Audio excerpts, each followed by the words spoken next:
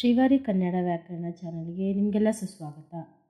4ನೇ ತರಗತಿ ಕಲಿಗನ್ನಡ 4ನೇ ತರಗತಿ ಯಾವ ಒಂದು ಪದ್ಯ, ಬಿದಿಗೆ ಚಂದ್ರ ಬಂದ ನೋಡು ಎಂಬ ಒಂದು ಪದ್ಯದ ಒಂದು ನೋಟ್ಸ್ ಏನಿದೆ ಅದನ್ನು ಓದೋಣ. ಮೊದಲನೇದಾಗಿ ಪದ್ಯವನ್ನು ಯಾವ ರೀತಿಯಾಗಿ ಓದೋದು ಅಂತ ಓದ್ಕೊಂಡು ಬರೋಣ. ಬಿದಿಗೆ ಚಂದ್ರ ಬಂದ ನೋಡು. ಬಿದಿಗೆ ಚಂದ್ರ ಬಂದ ನೋಡು, ದೀಪ ಹಚ್ಚಿದಂತೆ ಜೋಡು. ಯಾರ ಮನೆಯು ಅಲ್ಲಿ ಇಹುದೋ ಯಾರು ಬಲ್ಲರು. ನೋಡಲೇನು ಒಬ್ಬರೇನು ಹೇಳಲೊಲ್ಲರು.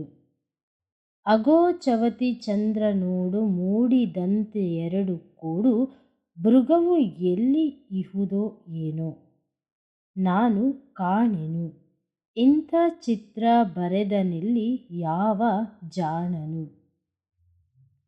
ಅಷ್ಟಮಿ ಚಂದಿರನು ಬಂದ, ಅರ್ಧ ಬಿಟ್ಟು ಅರ್ಧ ತಿಂದ.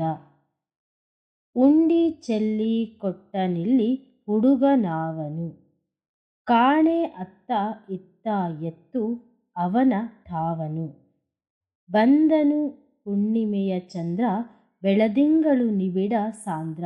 ಅಲ್ಲ ಅಲ್ಲ ಮುಗಿಲು ತುಂಬ, ಇಹುದು ಮಜ್ಜಿಗೆ ಬೆಣ್ಣೆ ಮುದ್ದೆ. ಮೇಲೊಂದು ಹೇಳು ಅಜ್ಜಿಗೆ. ಈ ಪದ್ಯದ ಒಂದು ಪದಗಳ ಅರ್ಥ: ಜೋಡು ಜೊತೆ, ಇಹುದು ಇರುವುದು, ಮೃಗ ಜಿಂಕೆ, ಉಂಡಿ ಉಂಡೆ, ಎತ್ತು ಎತ್ತ, ಠಾವು ಸ್ಥಳ ಅಥವಾ ತಾಣ, ನಿಬಿಡ ದಟ್ಟವಾದ, ಸಾಂದ್ರ ದಟ್ಟವಾದ. ಒಂದು ಬಿಟ್ಟ ಸ್ಥಳ ದೀಪ, ದೀಪ ಡ್ಯಾಶ್ ಜೋಡು, ದೀಪ ಹಚ್ಚಿದಂತೆ ಜೋಡು. ಯಾರ ಮನೆಯು ಅಲ್ಲಿ ಇಹುದು. ಅಗೋ ಚವತಿ ಚಂದ್ರ ನೋಡು, ಮೂಡಿದಂತೆ ಎರಡು ಕೋಡು. ನಂತರ ಬಿಟ್ಟ ಸ್ಥಳ, ಇಲ್ಲಿ ಆಪ್ಷನ್ ಇದೆ, ಆಪ್ಷನ್ ನೋಡಿಕೊಂಡು ನೀವು ಆನ್ಸರ್ನ ಮಾಡಬೇಕಾಗುತ್ತೆ. ಮೃಗವು ಎಲ್ಲಿ ಇಹುದೋ ಏನು. ಬಂದನು ಹುಣ್ಣಿಮೆಯ ಚಂದ್ರ, ಬೆಳದಿಂಗಳು ನಿಬಿಡ ಸಾಂದ್ರ. ಅದೇ ರೀತಿಯಾಗಿ ಹೊಂದಿಸಿ ಬರೆಯಿರಿಯಲ್ಲಿ ದ ರಾ ಬೇಂದ್ರೆಯವರ ಒಂದು ಕಾವ್ಯನಾಮ ಅಂಬಿಕಾತನಯ ದತ್ತ. 4 ತಂತಿ ಆ ಒಂದು ಕೃತಿಗೆ ಜ್ಞಾನಪೀಠ ಪ್ರಶಸ್ತಿ ಬಂದಿದೆ. ಅಷ್ಟಮಿ ಚಂದ್ರ ಅಂದರೆ ಅರ್ಧ ಬಿಟ್ಟು ಅರ್ಧ ಉಂಡಿ. ಹುಣ್ಣಿಮೆ ಚಂದ್ರ, ಹುಣ್ಣಿಮೆ ಅಂದರೆ ಮಜ್ಜಿಗೆ ಮೇಲಿನ ಬೆಣ್ಣೆ ಅಂತೆ. ಹುಣ್ಣಿಮೆ ಅಂದರೆ ಚಂದ್ರ ರೌಂಡಾಗಿರ್ತಾನೆ. ಅಮಾವಾಸ್ಯೆ ಅಂದರೆ ಅರ್ಧ ಒಂದು ಚಂದ್ರ ಇರ್ತಾನೆ. ನಂತರ ವಾಕ್ಯಗಳು ತಪ್ಪಾಗಿದೆ, ಆ ವಾಕ್ಯಗಳನ್ನು ನಾವು ಸರಿಪಡಿಸಿ ಬರಿಬೇಕು. ದೀಪ ಹಚ್ಚಿದಂತೆ ಕೋಡು ಅಂತ ಇದೆ, ನಾವೇನು ಬರಿಬೇಕು? ದೀಪ ಹಚ್ಚಿದಂತೆ ಜೋಡು ಅಂತ ಬರಿಬೇಕಾಗುತ್ತೆ. ಅಗೋ ಚವತಿ ಸೂರ್ಯ ನೋಡು. ಅಗೋ ಚವತಿ ಸೂರ್ಯ ಅಲ್ಲ, ನಾವಿಲ್ಲಿ ಚಂದ್ರ ಅಂತ ಬರಿಬೇಕಾಗುತ್ತೆ. ಇಂಥ ಚಿತ್ರ ಬರೆದನಿಲ್ಲಿ ಯಾವ ಜಾಣನು. ಇಂಥ ಚಿತ್ರ ಬರೆದನಿಲ್ಲಿ ಯಾವ ಜಾಣನು. ಕೊರೆದ ನಿಲ್ಲಿ ಅಂತ ಇದೆ, ನಾವೇನು ಬರಿಬೇಕು? ಬರೆದ ನಿಲ್ಲಿ ಅಂತ ಬರಿಬೇಕಾಗುತ್ತೆ. ನಂತರ ಅಲ್ಲ ಅಲ್ಲ ಮುಗಿಲ ತುಂಬ ಇಹುದು ಸಜ್ಜಿಗೆ. ಅಲ್ಲ ಅಲ್ಲ ಮುಗಿಲ ತುಂಬ ಇಹುದು ಮಜ್ಜಿಗೆ. ನೀವು ಸಜ್ಜಿಗೆ ಬದಲು ಏನು ಬರಿಬೇಕು? ಮಜ್ಜಿಗೆ ಅಂತ ಬರಿಬೇಕಾಗುತ್ತೆ. ರಾಗಿ ಮುದ್ದೆ ಮೇಲೊಂದು ಮೇಲೆ ಯೊಂದು. ರಾಗಿ ಮುದ್ದೆ ಅಲ್ಲ, ಅದು ಬೆಣ್ಣೆ ಮುದ್ದೆ. ಬೆಣ್ಣೆ ಮುದ್ದೆ ಮೇಲೊಂದು ಅಂತ ನೀವು ಬರಿಬೇಕಾಗುತ್ತೆ. ಒಂದು ವಾಕ್ಯದಲ್ಲಿ ಉತ್ತರ ಬರೆಯಿರಿ. ಬಿದಿಗೆ ಚಂದ್ರ ಹೇಗೆ ಕಾಣುತ್ತಿದ್ದಾನೆ. ಬಿದಿಗೆ ಚಂದ್ರ ನೋಡೋದಕ್ಕೆ ಹೇಗೆ ಕಾಣ್ತಾ ಇದ್ದಾನೆ?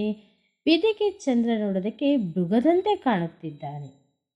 ಅಷ್ಟಮಿ ಚಂದಿರನು ಹೇಗೆ ಕಾಣುತ್ತಿದ್ದಾನೆ?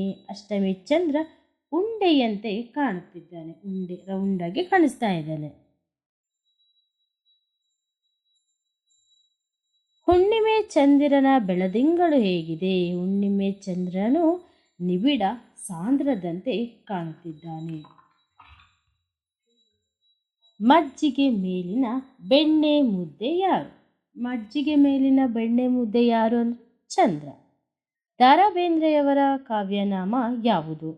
ದ ರಾ ಬೇಂದ್ರೆಯವರ ಕಾವ್ಯನಾಮ ಅಂಬಿಕಾತನಯ ದತ್ತ.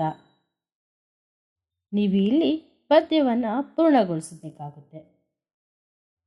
ನಂತರ ಭಾಷಾಭ್ಯಾಸವನ್ನು ಓದೋಣ. ಏನು ಭಾಷಾಭ್ಯಾಸ? ಇದು ಗ್ರಾಮರ್ ಪಾರ್ಟ್ಸ್. ಕೊಟ್ಟಿರುವ ಪದಗಳನ್ನು ಬಳಸಿ ಸ್ವಂತ ವಾಕ್ಯ ರಚಿಸಿ. ಚಂದಿರ. ಚಂದಿರ ಅಂದರೆ ರೌಂಡ್ ಆಗಿರ್ತಾನಲ್ವಾ. ಹುಣ್ಣಿಮೆ ದಿನ ಚಂದ್ರ ಪೂರ್ತಿಯಾಗಿ ಕಾಣುತ್ತಾನೆ. ಹುಣ್ಣಿಮೆ ದಿನ ಚಂದ್ರ ಪೂರ್ತಿಯಾಗಿ ಕಾಣುತ್ತಾನೆ ಅಂತಲೂ ಬರಿಬೋದು. ಅಥವಾ ಚಂದ್ರ ನೋಡಲು ಸುಂದರವಾಗಿ ಕಾಣುತ್ತಾನೆ, ಚಂದ್ರ ನೋಡಲು ದುಂಡಾಗಿ ಕಾಣುತ್ತಾನೆ. ನೀವೇನಾದರೂ ಯುವರ್ ಓನ್ ಫ್ರೇಮ್ ಮಾಡಿಬಿಟ್ಟು ಬರಿಬೋದು. ಬೆಳದಿಂಗಳು. ಬೆಳದಿಂಗಳು ನೋಡಲು ಸುಂದರವಾಗಿರುತ್ತೆ. ಬೆಳದಿಂಗಳು ಅಂದರೆ ಅದು ತುಂಬ ಬ್ರೈಟ್ ಆಗಿರುತ್ತೆ ಆ ದಿನ ಅಂತ.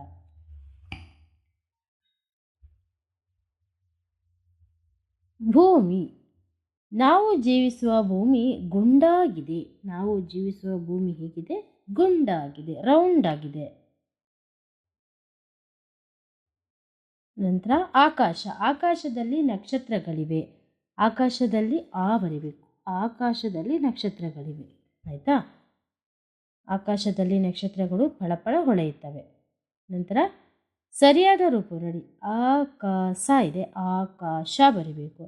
ಅಷ್ಟಮಿ, ಅಷ್ಟಮಿ, ಅಷ್ಟಮಿ. ಬೆಣ್ಣೆ ಮುದ್ದೆ, ಬೆಣ್ಣೆ ಮುದ್ದೆ ಇದೆ, ಬೆಣ್ಣೆ ಮುದ್ದೆ ಬರಿಬೇಕು. ಸಾರ್ಥಕ ಇದೆ, ಸಾರ್ಥಕ ಬರಿಬೇಕು.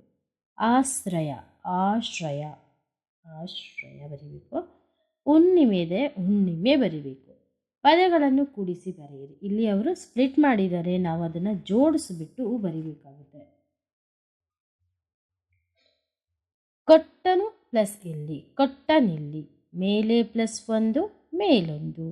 ಬರೆದನು ಪ್ಲಸ್ ಅಲ್ಲಿ, ಬರೆದ ನಲ್ಲಿ, ಬರೆದ ನಲ್ಲಿ ಬರಿಬೇಕು. ಇಷ್ಟು. ಹೇಳಲು ಪ್ಲಸ್ ಒಲ್ಲರು, ಹೇಳಲೊಲ್ಲರು. ಓಕೆ, ಈ ಥರ ಬರಿಬೇಕು. ನಿಮಗೆ ಯಾವುದೇ ಡೌಟ್ಸ್ ಇದ್ದರೆ ಪ್ಲೀಸ್ ನನಗೆ ಕಮೆಂಟ್ ಬಾಕ್ಸಲ್ಲಿ ಕಮೆಂಟ್ ಮಾಡಿ. ನಮ್ಮ ವಿಡಿಯೋ ಇಷ್ಟ ಆಗಿದ್ರೆ ಲೈಕ್ ಮಾಡಿ. ಮತ್ತು ಹೆಚ್ಚಿನ ವಿಡಿಯೋಗಾಗಿ ಸಬ್ಸ್ಕ್ರೈಬ್ ಮಾಡಿ ಮಕ್ಕಳೇ. ಧನ್ಯವಾದಗಳು.